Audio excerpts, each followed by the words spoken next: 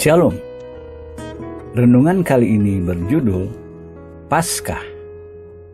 Sumber Haleluya Group dan rubrik Kristen.com oleh Evangelis Lokamanya Prawiro. Di dalam Perjanjian Lama, Paskah atau Passover atau Pesach dalam bahasa Ibrani atau Pascha dalam Yunani adalah perayaan pembebasan bangsa Israel dari tanah Mesir, di mana pada saat itu diadakan upacara roti tidak beragi dan persembahan anak sulung dengan upacara korban domba Paskah, dan merupakan perintah Tuhan agar dikenang oleh Musa dan Bani Israel. Keluaran 12 ayat 14, 17, dan 21. Pada masa lalu, umat Allah merayakan Paskah dalam berbagai lambang. Karena seperti yang dinyatakan dalam Kolose 2 ayat 17 dan Ibrani 10 ayat 1, hari raya pada masa Perjanjian Lama adalah bayangan dari apa yang akan datang, dan wujudnya adalah Kristus. Pada masa kini, gereja Tuhan di seluruh dunia merayakan Paskah dalam arti yang sesungguhnya dan sempurna, yaitu Kristus anak domba Paskah. 1 Korintus 5 ayat 7-8. Sejalan dengan makna Paskah dalam Perjanjian Lama, Paskah dalam Perjanjian Baru menunjukkan kasih, anugerah, dan kuasa Allah yang meluputkan umatnya dari kutuk dan maut, membebaskan orang percaya dari perbudakan dosa, serta memberikan kepastian kebangkitan kekal di akhir zaman melalui kebangkitan Kristus. Peristiwa penyaliban, kematian, dan kebangkitan Kristus bukan saja mempunyai makna keluaran yang sama dengan Paskah Yahudi. Upacara perjamuan makan roti tidak beragi yang diadakan pada hari Jumat malam kemudian menjadi upacara perjamuan malam yang dilakukan oleh Yesus dan Rasul-Nya. Upacara perjamuan itu kemudian dijadikan peringatan Jumat Agung dalam kalender Kristen. Sekalipun begitu, upacara makan roti perjamuan juga dirayakan setiap umat bertemu dalam persekutuan. Upacara makan roti perjamuan dan menyiapkan penebusan Yesus, di mana ia menjadi domba Paskah, disalibkan.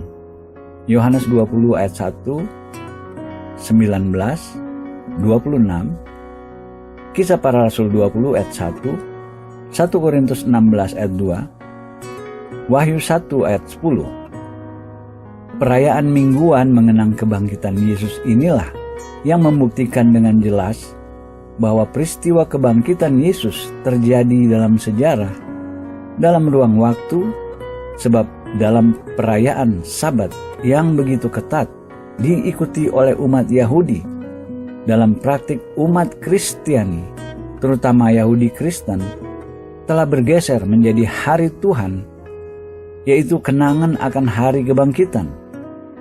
Makna Paskah bagi orang Kristen sangat penting. Bersama hari Natal, Paskah adalah perayaan terbesar umat Kristiani. Karena itu, sudah sepatutnya kita mengerti tentang makna Paskah yang sesungguhnya bagi orang percaya menurut Alkitab Perjanjian Baru. Sekalipun Paskah Kristen awalnya adalah untuk mengingat kematian Yesus, Paskah Kristen di Perjanjian Baru ternyata juga untuk memperingati kebangkitannya. 1 Korintus 15 ayat 17-19. Makna Paskah yang sesungguhnya adalah penggenapan. Alkitab Perjanjian Lama berulang-ulang menubuatkan tentang penderitaan, kematian, dan kebangkitan Yesus. Dan itu semua telah digenapi saat penderitaan, kematian, dan kebangkitan Yesus. Salah satunya adalah nubuat Nabi Yesaya 700 tahun sebelum kelahiran dan kematian Yesus, yang menubuatkan tentang penderitaan dan kematiannya yang disebutnya sebagai hamba Tuhan.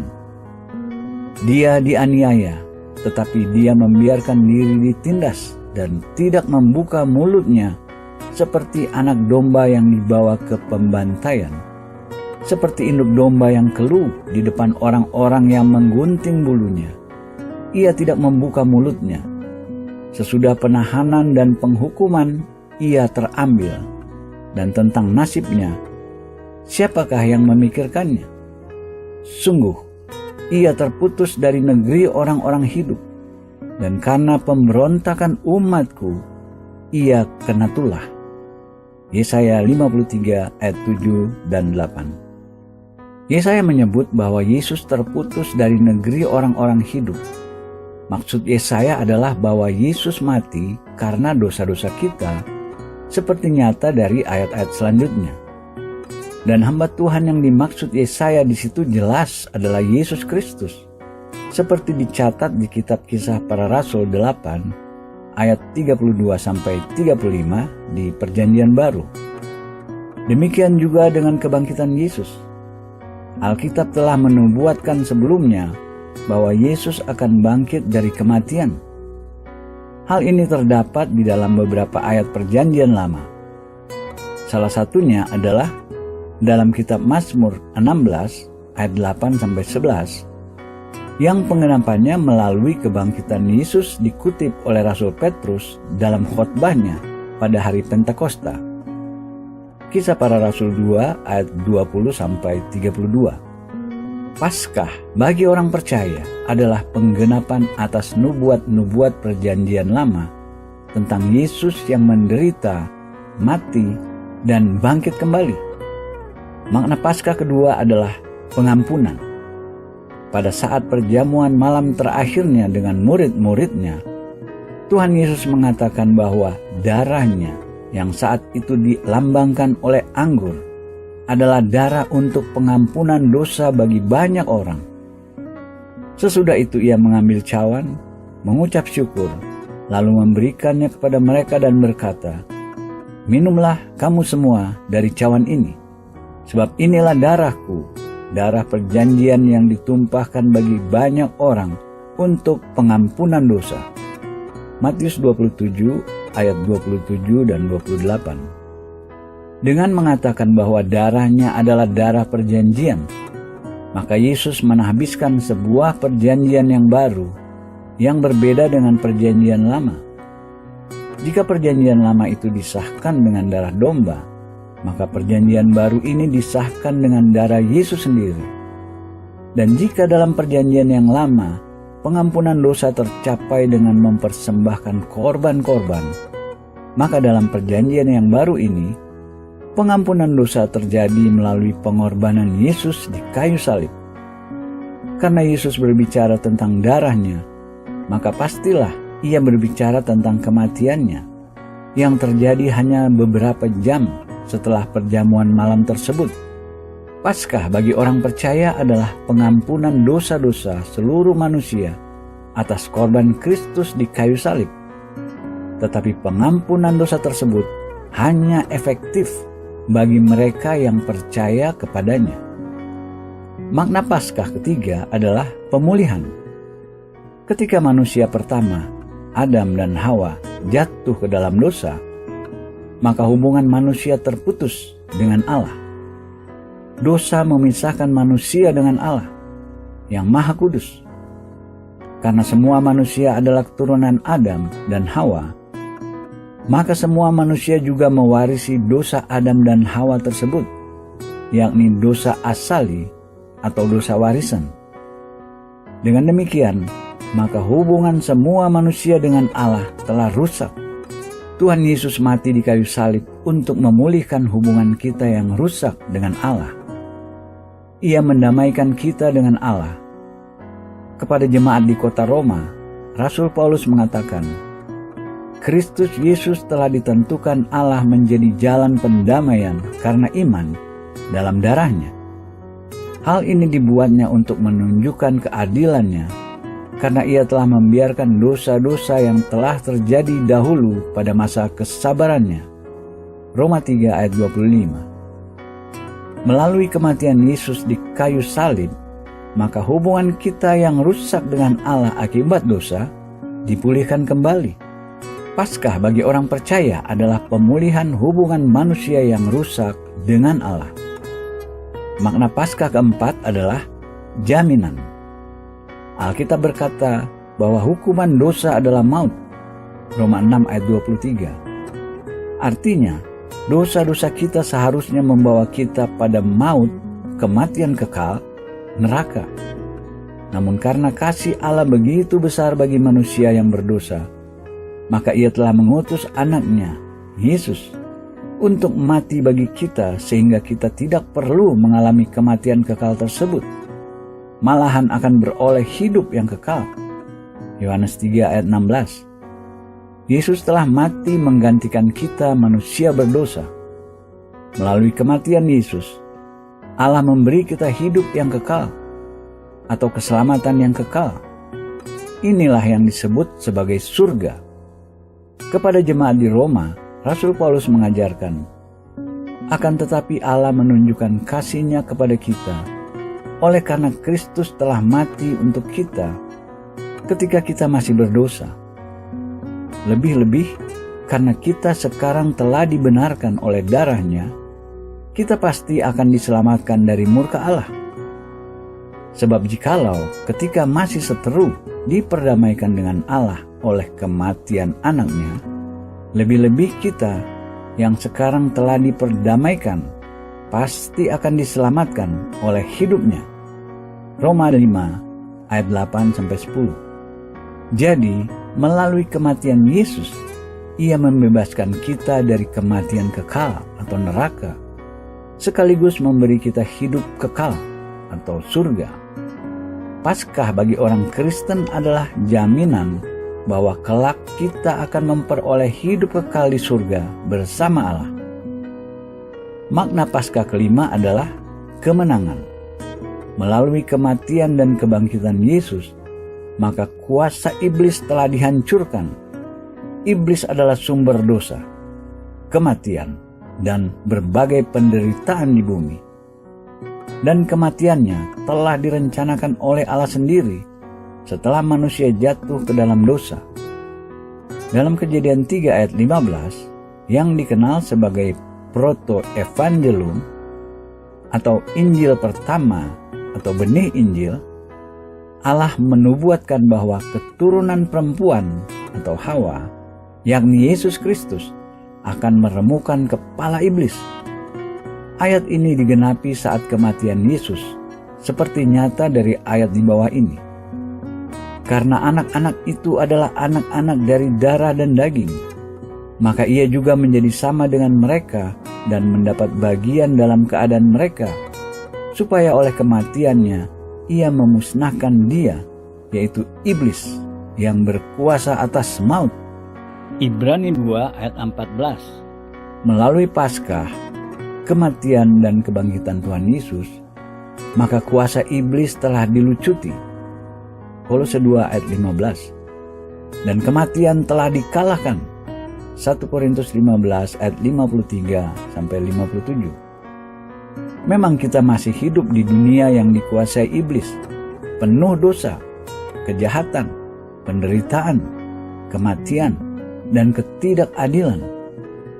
Kemenangan kita yang sesungguhnya baru terjadi pada akhir zaman, di mana tidak ada lagi dosa, kejahatan, penderitaan, sakit penyakit, dan kematian.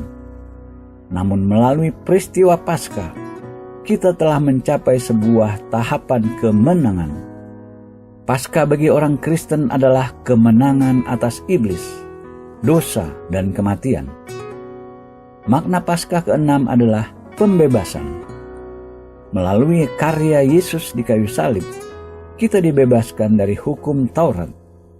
Hukum Taurat adalah seperangkat hukum, peraturan, dan pengajaran yang diberikan oleh Allah kepada umat Israel, bangsa pilihan Tuhan. Pemberian hukum Taurat itu bertujuan agar bangsa Israel hidup menurut kehendak Tuhan. Tuhan tidak memberikan Taurat kepada bangsa-bangsa lain, tetapi melalui kematian Yesus, hukum Taurat tersebut sudah dibatalkan. Kepada jemaat di Efesus, Rasul Paulus mengajarkan, sebab dengan matinya sebagai manusia, Ia telah membatalkan hukum Taurat dengan segala perintah dan ketentuannya. Efesus 2 ayat 15. Yang dimaksud dengan dibatalkan di sini adalah digenapi. Yesus datang ke dunia untuk menggenapi seluruh hukum Taurat. Matius 5 ayat 17. Dan itu dilakukannya melalui kematiannya. Menggenapi artinya adalah melakukannya secara sempurna. Sejak Taurat diberikan kepada manusia atau bangsa Israel, tidak ada seorang pun manusia yang mampu melakukannya secara sempurna. Karena itulah Yesus datang untuk melakukannya dan menggenapinya bagi kita. Roma 8 ayat 3. Jika Yesus telah menggenapi Taurat, maka mereka yang percaya kepada Yesus tak perlu lagi mengikuti aturan-aturan Taurat tersebut. Yang perlu kita lakukan adalah hukum kasih, mengasihi Tuhan dan sesama. Jika kita mengasihi Tuhan dan orang lain, maka kita telah melakukan hukum Taurat. Roma 13 ayat 8-10. Paskah bagi orang Kristen adalah pembebasan dari ikatan peraturan-peraturan hukum Taurat yang memang tak mungkin dapat dilakukan oleh manusia. Makna Paskah terakhir adalah hidup baru. Melalui kematian dan kebangkitan Tuhan Yesus, orang percaya akan hidup dalam suatu cara hidup yang baru. Rasul Paulus menulis, "Dengan demikian kita telah dikuburkan bersama-sama dengan Dia oleh baptisan dalam kematian, supaya sama seperti Kristus telah dibangkitkan dari antara orang mati oleh kemuliaan Bapa, demikian juga kita akan hidup dalam hidup yang baru." Roma 6 ayat 4. Di sini Rasul Paulus membandingkan kematian dan kebangkitan Yesus dengan kematian dan kebangkitan orang percaya melalui baptisan. Melalui baptisan, orang percaya telah dikuburkan bersama Kristus. Maksudnya, sebagaimana Kristus mati dan dikuburkan secara fisik, maka orang percaya juga telah mati dan dikuburkan secara kiasan. Dan sebagaimana dengan kebangkitan Kristus dari kematian, maka orang percaya juga telah dibangkitkan secara kiasan untuk menjalani hidup yang baru di dalam Kristus. Yang dimaksud Rasul Paulus dengan kematian adalah kematian terhadap dosa. Dan yang dimaksud dengan kebangkitan adalah kehidupan yang baru, yang meninggalkan dosa dan hidup bagi Allah dalam Kristus. Roma 6 ayat 11-13. Jadi, sebagaimana Tuhan Yesus telah mati dan bangkit karena dosa kita, kita pun harus mati terhadap dosa dan hidup dalam kehidupan yang baru, yaitu hidup yang memuliakan Allah. Paskah bagi orang percaya adalah mati terhadap dosa dan hidup dalam hidup yang baru yang memuliakan Allah. Amin.